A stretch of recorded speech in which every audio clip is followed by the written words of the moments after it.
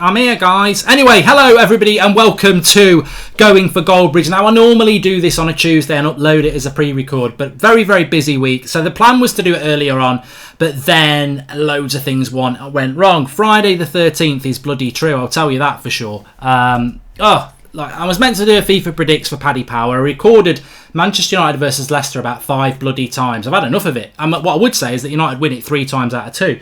Then I went to the United stand earlier on and everything had crashed. So Friday the 13th is true. But we're live. We're going to take some of your questions. And also, I just wanted to start off with a story that I was actually telling this. There's 2 things I want to talk about, actually. And then we're going to take some of your questions, of course. And the whole point of going for Goldbridge is it's live. And we'll take your questions. But I was walking my daughter to school the other day, and she said to me, "What have you? You know, when you were in the police, did you ever get beat up?" And I said, "I mean, probably shouldn't tell her really, but I was like, yeah, there was this one point. There was this occasion where I did get beaten up." And she said, "Oh, was you in uniform?" I said, "No, Daddy was a little bit stupid." So what actually happened is I was out on a night out on Broad Street in Birmingham in Walkabout, which a lot of people might know it and might know the brand anyway. And I was a little bit drunk, and I was out with some colleagues from work. And I think, look, this is not going to be anything negative about the police, by the way, but just out. I mean, pretend you're just out with a group of lads, because that's what it was. And you know when you're out with a group of lads and you go to the toilet and lads won't say, "Should we go together?" You'll just wander off on your own. And sometimes it's a bit of a trek to the toilets, isn't it? It's a bit of a trek. You need your North Face jacket, your goggles, and your walking gloves, because especially if you've got to go through the dance floor, it's a bit when you've had a few drinks and you still got your manners, but you're feeling a bit brave. So I'm walking across the dance floor, and everyone's together. And actually, in those sort of situations, if you don't start pushing, you're going to stand still. So you sort of bump your way through. Sorry. Anyway, I bumped my way through, and the next thing I know, as I'm walking through, I get a big old jolt in the back, and I'm like, yeah, that's somebody I've knocked into, and they've reacted and shoved me in the back, haven't they? So I turn round, and there, lo and behold, there's a lad looking at me. And because I'd had a drink, I was like, you should just keep walking away. But because I'd had a drink, I turned round and walked back to him. I felt a bit brave. And as I turned round to walk back to him, all I was going to say is, "What are you doing? It was an accident, mate."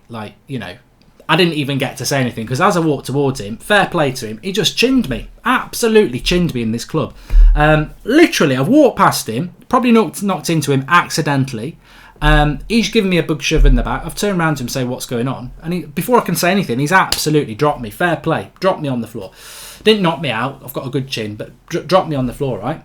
I've instantly thought, right, shit, he's got 4 or 5 mates with him. My mates are miles away. What am I going to do?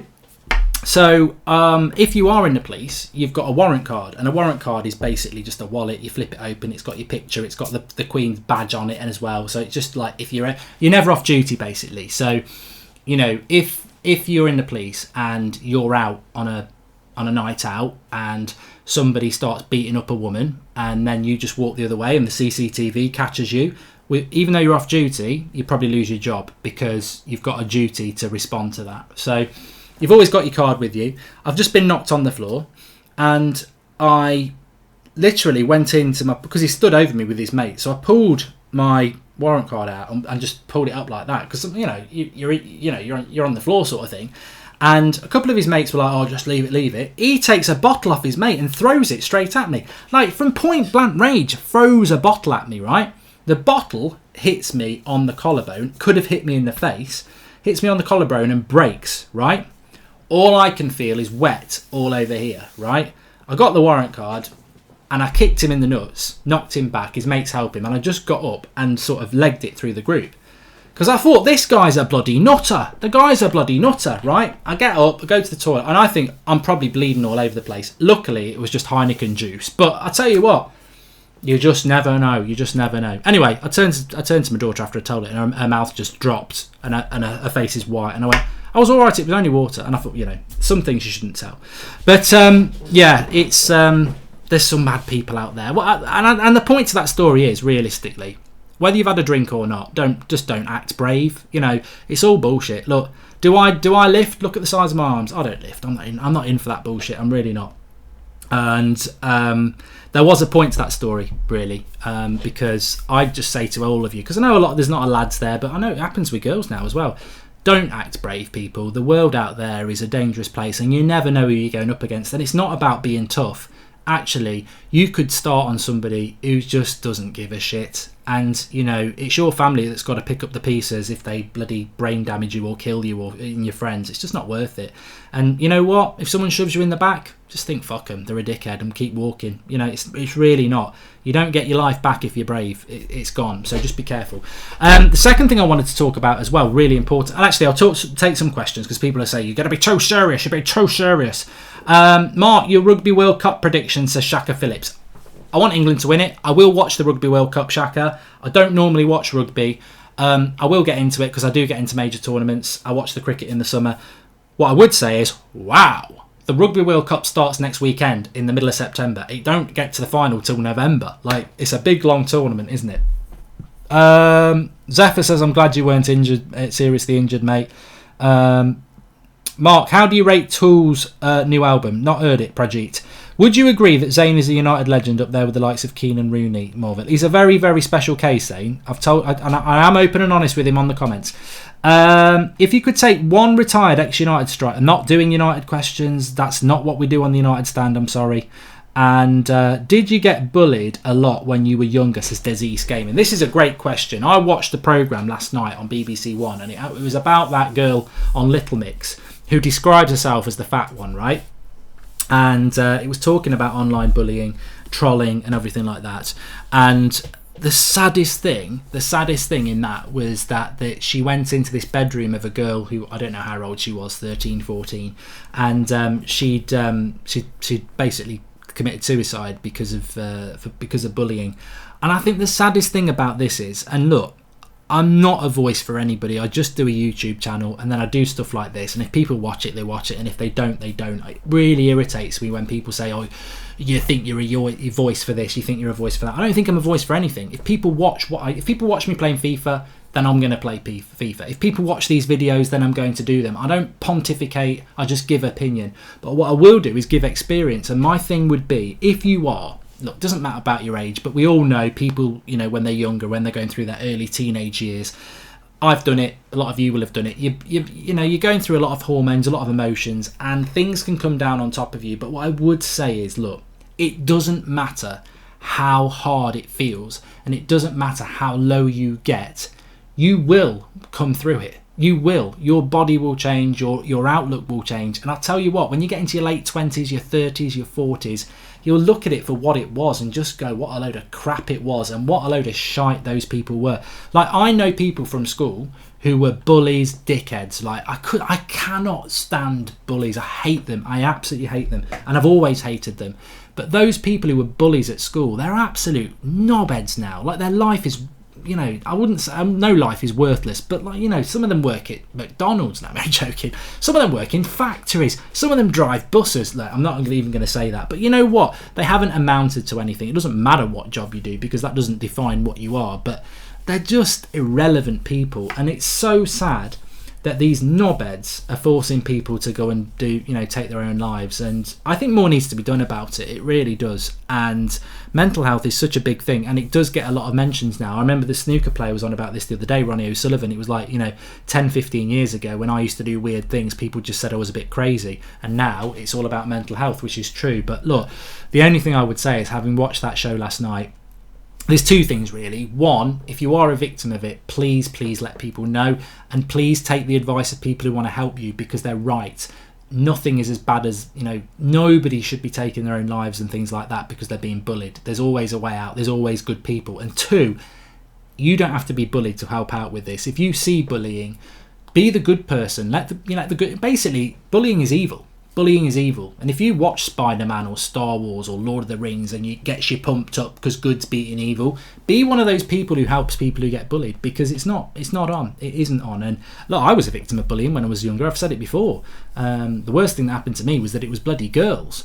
And I saw a clip on Twitter today, this morning, where there's this big girl, and there's loads of video clips, and it's basically this lad who's probably about the size of her. She's quite a bulky girl. And she's just like humiliating him on the school playground, like, you know, going up to him, and, you know, they're about 14, but going up to him, smacking him around the face, bullying him because she's a girl. And what's he supposed to do? But she's big. She's probably bigger than him. And you know, is this obviously she's just bullying him? She's bullying him, and you know, they're filming it over 3 or 4 clips, and eventually she goes, "I'm going to punch you in the face," and he just whacks her one. Welcome to Equality Street, love. But you know what? I don't condone ever hitting women. It's disgusting, but she's bullying that lad, and she's pushed him to that point to do it, and it's, you know, it's proper. It's still bullying, and I had it anyway when I was about 12. I had it with these bitches on a bus, and similar sort of thing. You know, you're just keeping yourself to yourself, and it's not. People always think, oh, it's because you're fat, or you've got spots, or you've got ginger hair, or something like that, or you wear glasses. It's not.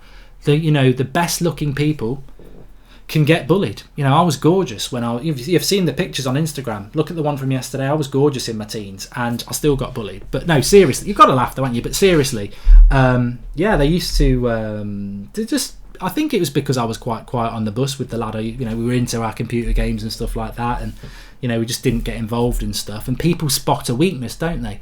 And I remember I used to be sat there just trying to ignore them, and you just get whacked around there. And that's one of the most horrible things in life, I think, is when someone's smacking you around the head. It's demeaning, and it's irritating. But I'd always been brought up not to hit women, so I just, you know, what do you do? I tell you what, I remember being bullied when I was about 11. Well, not being bullied, but I remember these lads setting on me when I was about 11 and they were 13.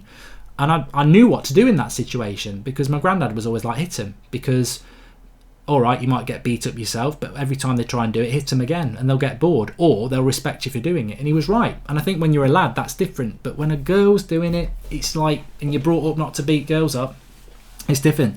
Boris is bullying us into a no-deal mark, says Zayn Miassi.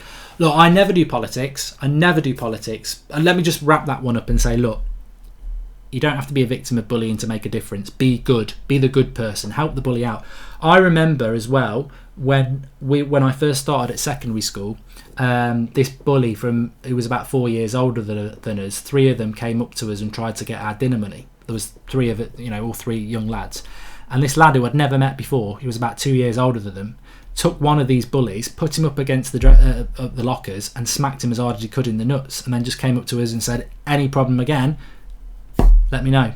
I didn't know this person. He wasn't some brother's mate or anything like that. It was just, you know, and it makes me feel emotional now, because I remember that. It was our very first day, and someone tried to nick our dinner money, and this older lad just grabbed him and smacked him in the nuts and said, any trouble again, just have a word with me. And I thought, and that's what I mean. You can make a difference. I'm not telling you to go and beat bullies up, but what I'm saying is you can be that support network. And you know what?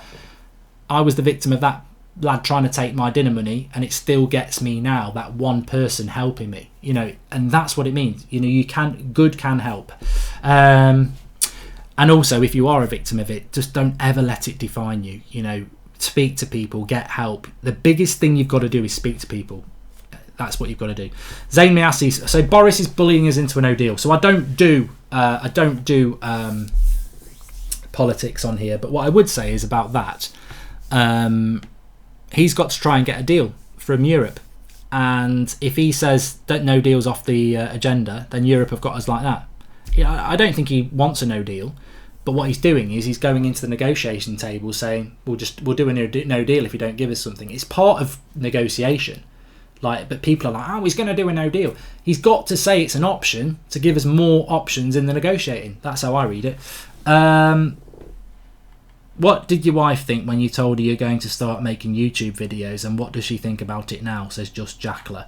I think very, very quickly on that. I think when I started doing it, I don't think anybody thought it was going to be what it's turned out to be. So it's quite difficult to say, oh, I'm not going to that family barbecue today because I'm going to go watch along for Manchester United versus Stoke. You know, people sort of do think you're a bit weird, but then when it grows and it gets bigger, and you know, I think there's an appreciation of the amount of work that's gone into the United stand. So yeah, I couldn't have done it without her and people's support anyway, but especially her anyway.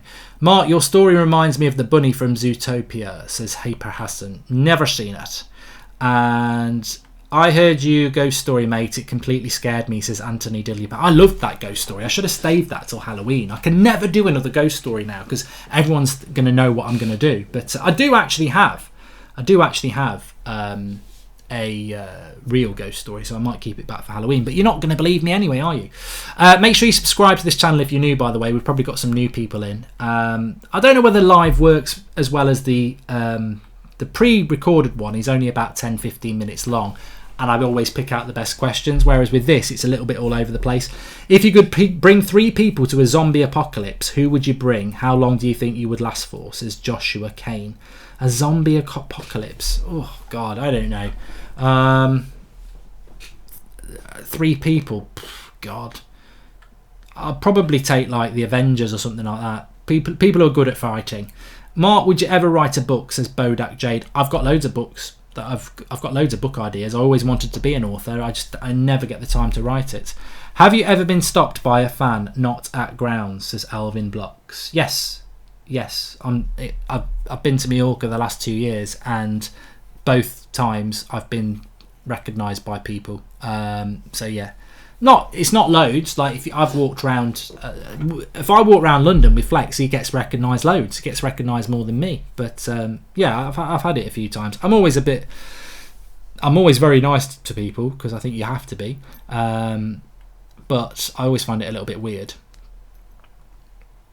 Talk about your love life at high school, says BK2415. Yeah, I'll do that, and I'll watch the viewing figures drop very, very quickly. How far? I'm not talking about that. Mark, would you release a compilation of your best rants on Blu-ray, says Zane Miasek? I think there's enough people out doing that. I think people are going to get bored of these rants, to be honest with you. One Love MUFC says, I'm in Palma Nova, tracing your footsteps. Lucky you. I hope it's good weather, mate. I really wish I was there. And did you have a girlfriend in school, says Dejan Martin. No, I had a boyfriend called Roy, and we were lovers for about 4 or 5 years, and then I decided I was going straight.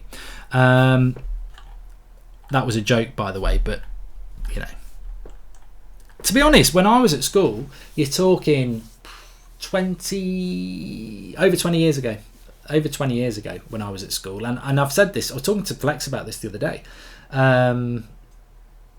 I wouldn't say like sexism, racism, homophobia was rife, but there wasn't many non-white people in my school because it was quite, it wasn't an inner city school.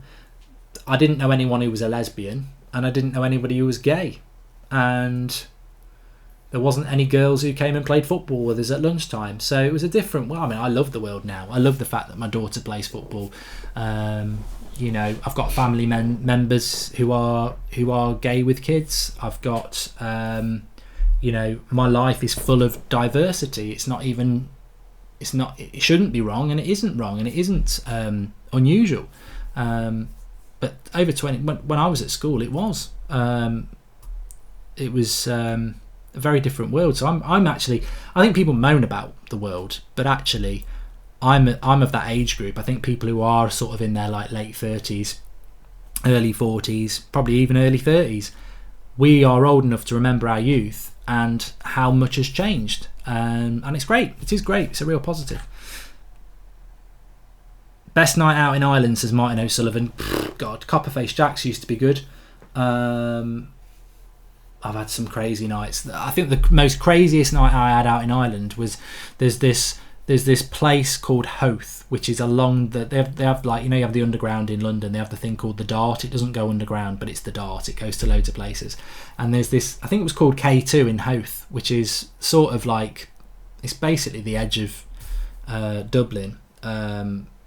It's like U2've got a house there, but it's a, you wouldn't expect there to be a nightclub there.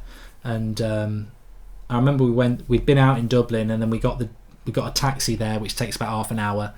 And the only reason we went there is, I'll be totally honest with you, this club K2 in Howth was renowned for having young girls there. And I'm not talking, I know someone's going to say something stupid about that, but I was about 19 myself, so you'd get a lot of girls like 18, 17 there. So it was more your own age group, whereas going out in Dublin, you might pull a trout. And a trout when I was older was somebody who was like 45 who goes out and makes themselves look about 30, and you don't want to end up with that. So it was a young person's club, really. You know, there'd be a lot of people, a lot of teenagers in there, which is legal, and yeah, I think the drinking age in Ireland is 18. So yeah, that was right. So we went out there, and for some reason, we had a really good time. We had a very good time, but we ended up getting barred, and I can't remember why. And then we ended up in a horse field, absolutely pissed up, for about 3 hours, lost. And then we ended up on the cliff edge. It was just a really weird night. Doesn't sound it. What jobs have you had, says Ty? So I was in the police. I've worked in a cheese factory. I've been a welder. I've done charity work. I've done insurance. I've been an underwriter, claims handler, banking, all sorts. I've done quite a lot, to be honest. Quite a lot, because I didn't do anything after school. I left with GCSEs. I didn't do A levels. I didn't do university. So I just did loads of things, really.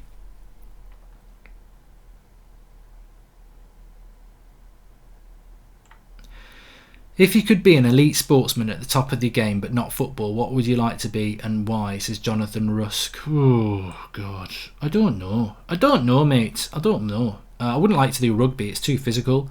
I wouldn't like to do cricket. It's too boring. I quite like snooker, you know. I do like snooker, and I'd be flamboyant with it.